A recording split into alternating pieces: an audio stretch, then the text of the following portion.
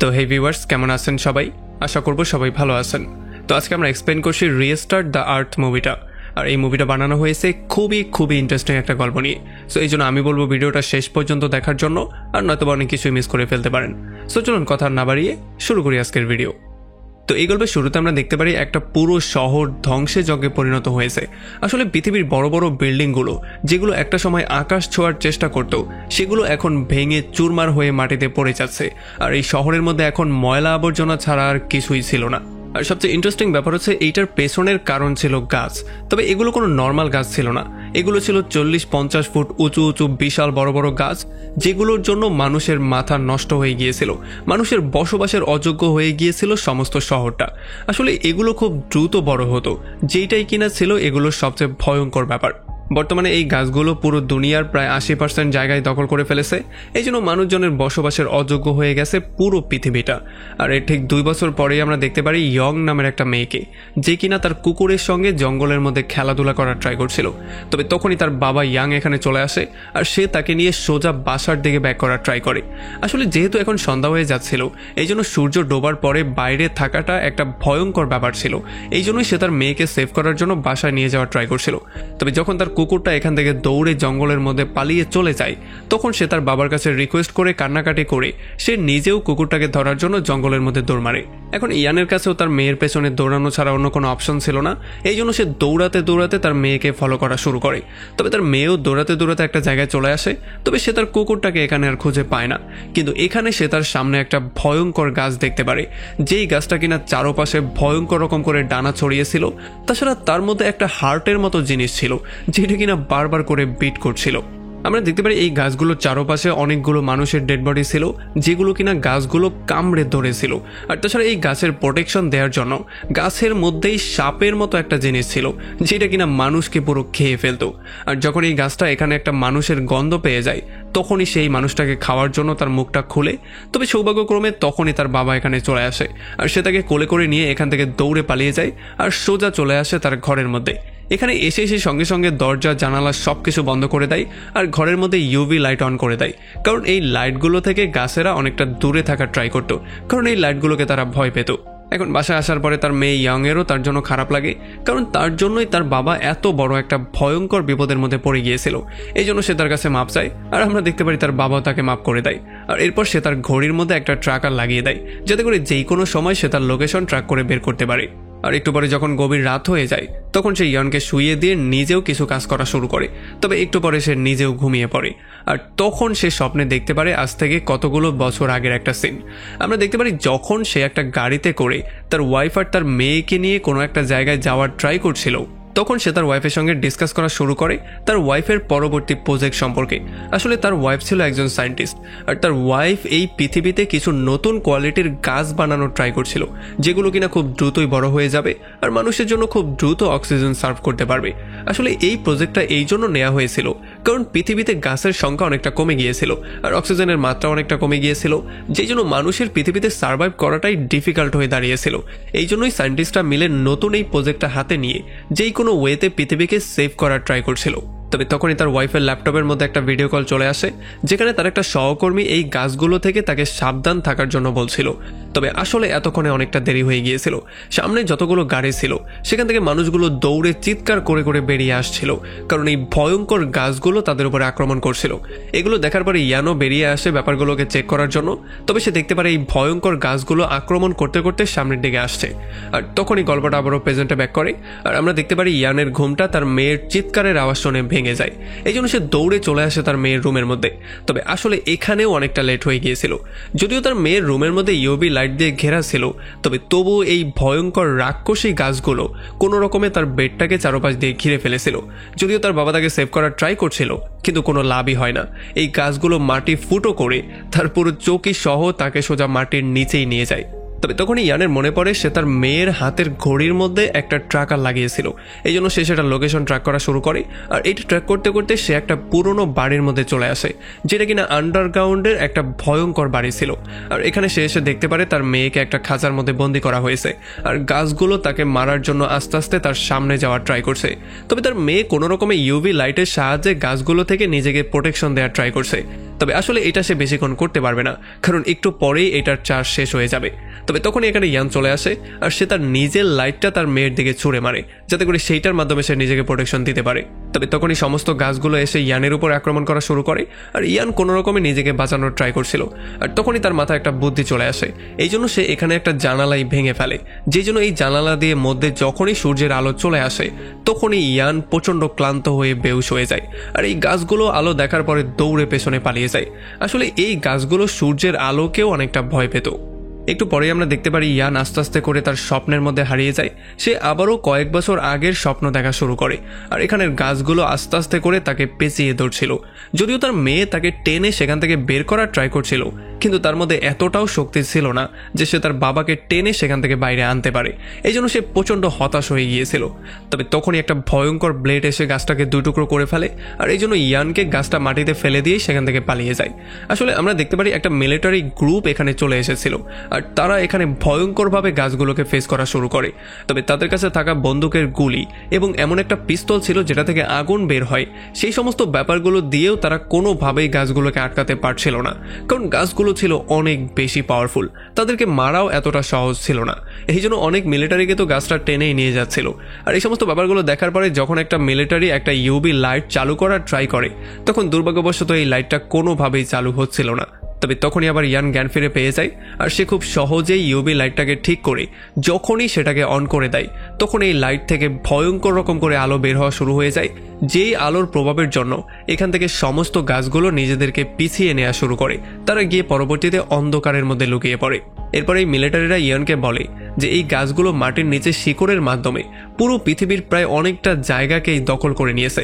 এই জন্য হয়তোবা পরবর্তী 2 দিনের মধ্যে পুরো পৃথিবীতে ভয়ঙ্কর কিছু একটা হতে পারে, মানে পুরো পৃথিবীকে তারা ডিস্ট্রয়ও করে ফেলতে পারে। আসলে তারা সবাই ছিল জয়েন্ট সোলজার, যাদের একমাত্র কাজ ছিল পৃথিবী থেকে এই ভয়ঙ্কর গাছগুলোকে ডিস্ট্রয় করে পৃথিবীটাকে আবারও মানুষের বসবাসের জন্য যোগ্য করে দেয়া। এই জন্য তারা এখানে এসেছিল এমন একটা ডিভাইসকে খুঁজে বের করতে, যেটার মাধ্যমে তারা সমস্ত গাছদেরকে একসাথে ডিস্ট্রয় করে ফেলতে পারবে। আসলে বর্তমানে তারা যে বিল্ডিংটার মধ্যে আছে, গাছগুলো দখল করার আগে এইটা ছিল একটা রিসার্চ ল্যাব।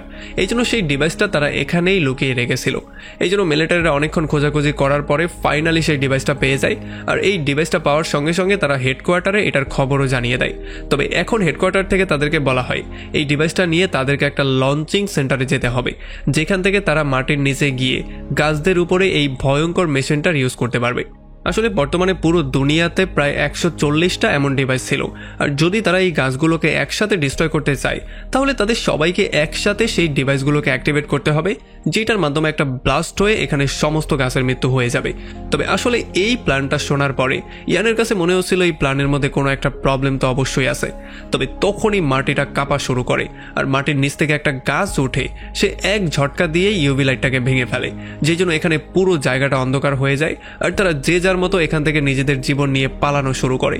তবে এখানে সোলজাররা বুদ্ধি করে যে যার মতো করে ফুটো করা শুরু করে, যাতে করে এটার মধ্যে কোনো রকমের আলো আসা শুরু হয়। আর যখনই আলো আসা শুরু হয় তখন সমস্ত গাছরা আবারও পালিয়ে যায়। তবে তখন ইয়ান দেখতে পারে যে এই দৌড়াদৌড়ির মধ্যে সে আর তার মেয়ে সোলজারদের থেকে অনেকটা দূরে চলে গিয়েছিল। তাছাড়া এই সোলজারদের মধ্যে যেই ক্যাপ্টেন ছিল, সেই ক্যাপ্টেনকেও গাছ জঘন্য রকম করে আহত করে দিয়েছে। এখন সে জীবন মৃত্যুর সন্ধিক্ষণে দাঁড়িয়ে আছে।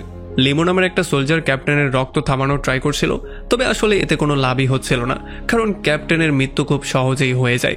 আর এরপরে যখনই তারা সেখান থেকে চলে যাওয়ার ট্রাই করছিল, তখনই তারা দেখতে পারে ভয়ঙ্কর সাপের মতো একটা গাছ চলে এসেছে, যেটা কিনা আস্তে আস্তে করে তার শিকার করছিল।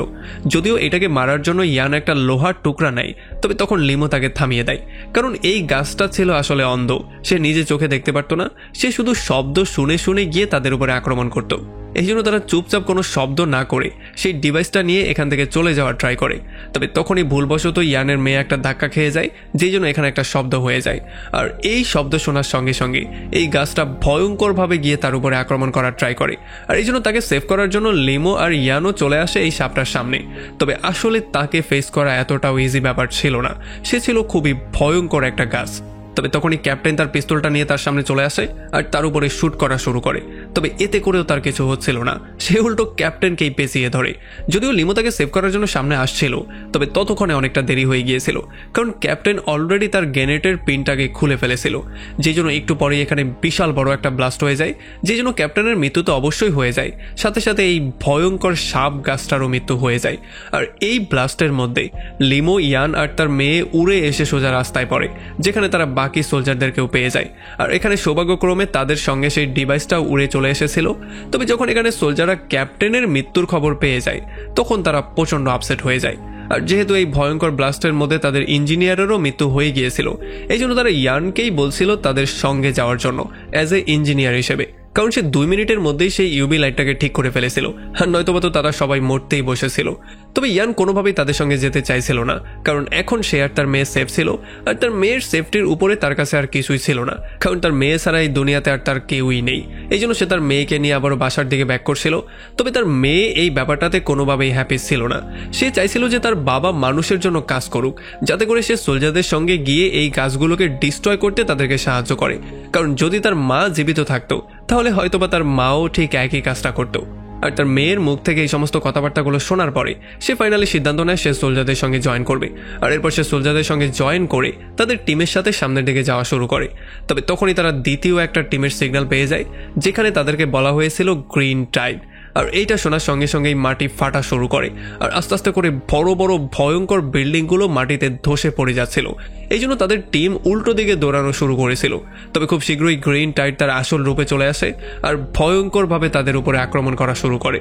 আসলে গ্রিন টাইড ছিল অনেকগুলো গাছের একটা কম্বিনেশন, যেটা কিনা ঢেউয়ের মতো সামনের দিকে আসতো, আর এগুলো পুরো সামনে যেটাই পেত সেটাকে ভেঙে চুরমার করে ফেলতো। আর যদি কেউ তাদেরকে বাধা দেওয়ার ট্রাই করতো, তাহলে তো তারা তাকে মাটির সঙ্গে মিশিয়েই ফেলতো। আমরা দেখতে পারি এই বড় বড় বিল্ডিংগুলোকে খুব সহজেই তারা মাটির সঙ্গে মিশিয়ে চুরমার করে দিচ্ছিল। আর সবচেয়ে ভয়ঙ্কর ব্যাপার হচ্ছে এইটা হচ্ছে শুরু, কারণ পরবর্তী 56 ঘন্টার মধ্যে তারা পুরো পৃথিবীটাকেই ডিস্ট্রয় করতে যাচ্ছিল। এখন লিমোর টিম কোনো রকমের যার যার জীবন নিয়ে পালিয়ে যাওয়ার ট্রাই করছিল, তবে তাদের স্পিড ছিল অনেকটা স্লো। অন্যদিকে টাইডের স্পিড ছিল অনেক বেশি, যারা কিনা ভয়ঙ্কর রূপে তাদের উপরে আক্রমণ করতে আসছিল। এই জন্য তারা সবাই দৌড়ে কোনো রকম একটা বাসের মধ্যে উঠে যায়। আর যখন টাইড তাদের উপরে আক্রমণ করে, তখন এই বাসটা উড়ে গিয়ে একটা বিল্ডিং ফুটো করে মধ্যে চলে যায়। আর এই জন্য কোনো রকমে তারা তাদের সবার জীবন নিয়ে বিল্ডিংয়ের মধ্যে চলে আসে।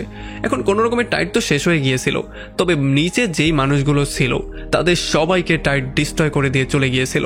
আর উপরে যারা জীবিত ছিল তারা এই ব্যাপারটা ক্লিয়ারলি বুঝতে পেরেছে যে 56 ঘন্টা পরে যেই জিনিসটা হওয়ার শঙ্কা তারা করেছিল, সেটা হয়তোবা সময়ের আগেই শুরু হয়ে যাবে। এখন তারা সিদ্ধান্ত নেয় তারা এই খবরটা হেডকোয়ার্টারে পাঠিয়ে দিবে, তবে তারা কোনোভাবেই সিগন্যালই পাচ্ছিল না। তবে তখনই ইয়ানের নজর পড়ে সামনে থাকা একটা বিল্ডিংয়ের সিগন্যাল টাওয়ারের উপরে। এই জন্য তারা সেখানে যাওয়ার সিদ্ধান্ত নেয়। আসলে এই বিল্ডিং আর সেই বিল্ডিংয়ের মাঝখানে একটা পুলের মতো জিনিস ছিল, যেটা কিনা খুবই ভয়ঙ্কর অবস্থায় ছিল, মানে এটা যে কোনো সময় ভেঙে পড়বে এই অবস্থায় ছিল। তবে যেহেতু তাদের কাছে অন্য কোনো অপশন ছিল না, এই জন্য তারা এই পুলটাকে পার করারই সিদ্ধান্ত নেয়। তবে যখন তারা আস্তে আস্তে করে এই পুলটাকে পার করার ট্রাই করছিল, তখনই তাদের পাশের বিল্ডিংটা ভয়ঙ্করভাবে ডিস্ট্রয় হয়ে যায়। মানে 1 সেকেন্ডের মধ্যে বিল্ডিংটা একেবারে গুঁড়ো গুঁড়ো হয়ে যায়। যদিও তারা কোনো রকমের জীবনে বেঁচে যায়, তবে এই বিল্ডিংটা ডিস্ট্রয় হওয়ার জন্য এখানে পুরো ধুলো বালুতে ভরে যায়, আর পুরো জায়গাটা অন্ধকারের মতো হয়ে যায়। আর এই ব্যাপারটার জন্য ইয়ানের মেয়ে পা পিছলে সোজা নিচে পড়ে যায়। তবে এই টিমের যে নতুন ক্যাপ্টেন ছিল, সে রশির সাহায্যে উড়ে গিয়ে কোনো রকমে তার মেয়েকে ক্যাচ করে।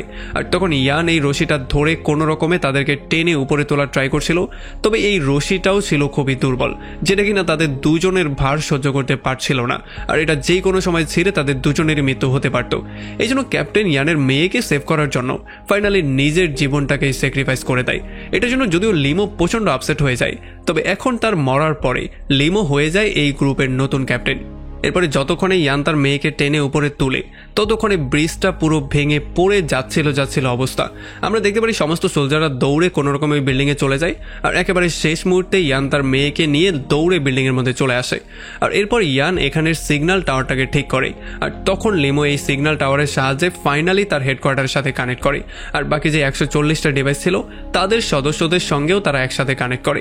আর তখন এখানের সমস্ত সোলজাররা এবং এই সমস্ত গ্রুপ মেম্বাররা একটা ভয়ঙ্কর নিউজ পেয়ে যায়। তারা জানতে পারে যে পরবর্তী পরবর্তী 56 ঘন্টা পরে যে ভয়ঙ্কর গ্রিন টাইডটা তাদের উপরে আক্রমণ করার কথা ছিল সেটা তাদের উপরে মাত্র 4 ঘন্টা পরেই আক্রমণ করতে যাচ্ছে। আর তাছাড়া তারা এটাও জানতে পারে যে তারা মাটির নিচে যেই ডিভাইস দিয়ে আক্রমণ করার প্ল্যানিং করেছিল সেই সমস্ত গাছগুলো আসলে একটা পয়েন্টে কানেক্ট করা আছে। এই জন্য যদি তারা 140টা ডিভাইস মাটির নিচে একসাথে লঞ্চও করে তাহলেও তারা গাছগুলোকে মারতে পারবে না, কারণ গাছগুলোর পয়েন্ট হচ্ছে গিয়ে একটা। যদি তারা সেই স্পেসিফিক পয়েন্টে গিয়ে আক্রমণ করতে পারে তাহলেই এই গাছটার মৃত্যু হয়ে যাবে, আর খুব সহজেই তারা সমস্ত গাছগুলোকে একসাথে মেরে ফেলতে পারবে। এই জন্য তাদেরকে সেই পয়েন্টটাকে খুঁজে বের করতে হবে। কিন্তু এই মিশনের সমস্যাটা ছিল তারা জানতোই না এমন দুর্বল পয়েন্টগুলো কোথায় আছে, বা একটা পয়েন্ট থাকলে সেইটাই বা কোথায় আছে। এই জন্য তারা প্রচণ্ড ডিপ্রেস হয়ে গিয়েছিল। আর তাছাড়া এই প্রজেক্টে এখন পর্যন্ত কয়েক হাজার সোলজারের মৃত্যু হয়ে গেছে, আর এই প্রজেক্টটা এখানে শেষ করে দেয়া কোনো রকমই যুক্তিযুক্ত কাজ ছিল না। এই জন্য তারা বুঝতেই পারছিল না তারা কি করবে। তবে তখনই জ্ঞান এসে তাদের সবার সামনে ভাষণ দেওয়া শুরু করে।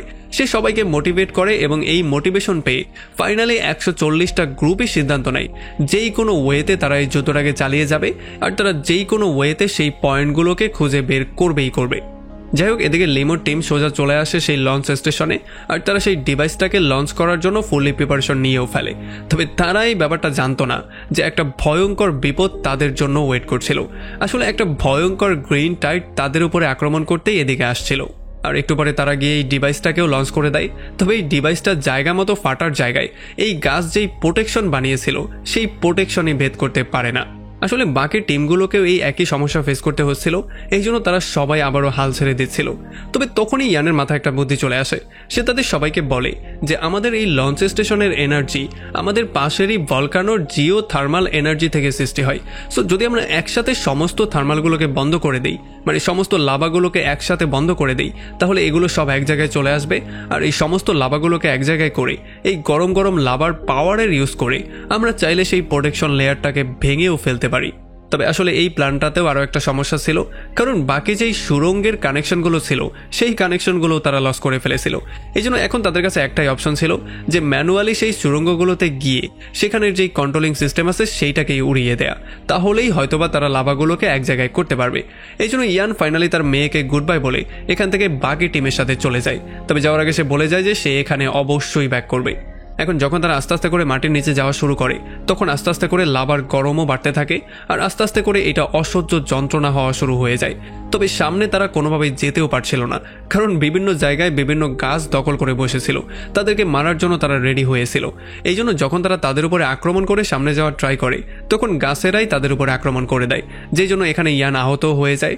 তবে এই জন্য এখানের একটা সোলজার তাদেরকে বাঁচানোর জন্য এখানে বিশাল বড় একটা ব্লাস্ট করিয়ে দেয়, যেই ব্লাস্টে তার নিজেরও মৃত্যু হয়ে যায়। আর আমরা দেখতে পারি লিমো আর ইয়ানের কাছে কান্নাকাটি করার মতো সময় ছিল না, এই জন্য তারা আরও একটা বমের বাক্স নিয়ে আস্তে আস্তে করে সামনের দিকে যাওয়া শুরু করে।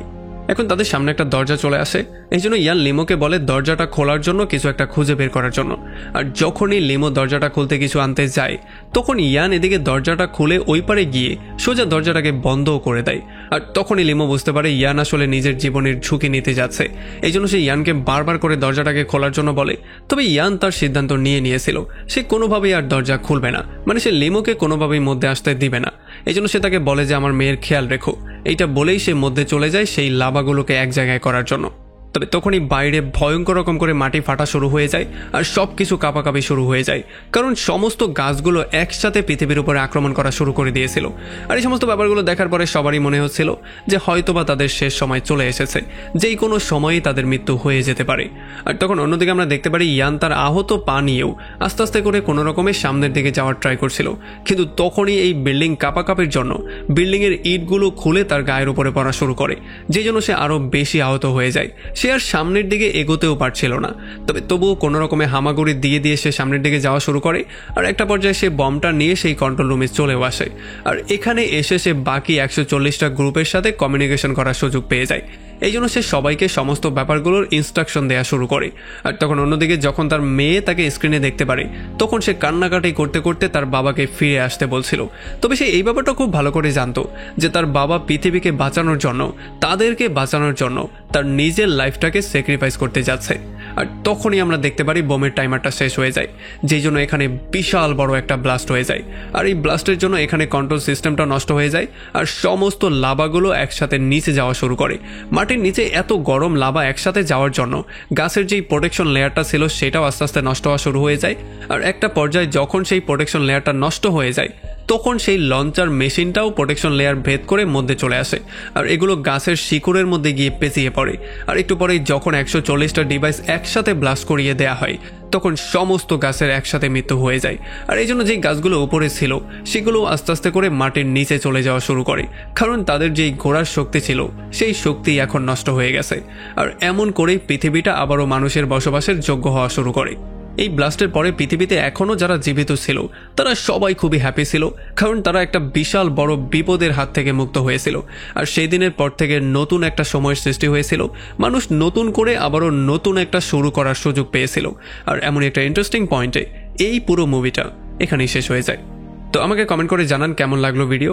যদি ভালো লাগে তাহলে অবশ্যই একটা লাইক করবেন, আর যদি এখনও আমাদের চ্যানেলটা সাবস্ক্রাইব করে না থাকেন তাহলে প্লিজ করে ফেলুন। তো আমাদের দেখা হবে অন্য কোনো ভিডিওতে অন্য কোনো একদিন। Till then, take care.